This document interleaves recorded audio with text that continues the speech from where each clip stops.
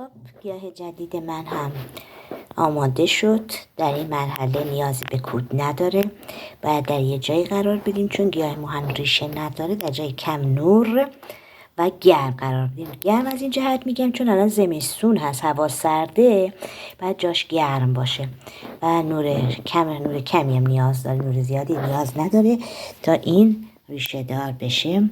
اینم گیاهمون، یه گیاه پرو خوبی داریم.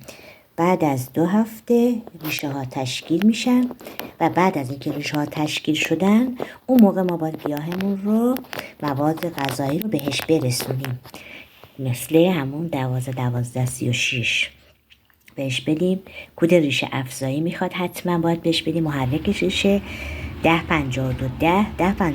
باعث میشه که گیاه ریشه هاش قوی تر بشه، پرتر بشه و همینجور تمام کودی رو براش رعایت میکنیم. یعنی از هر سه کود استفاده میکنیم با فاصله، البته با فاصله 15 روز بعد از 2 هفته. نه الان گیاه ما نیاز به هیچ کودی نداره، فقط باید جاشو گرم باشه، نورش کم باشه، رطوبت خاک خشک نشه.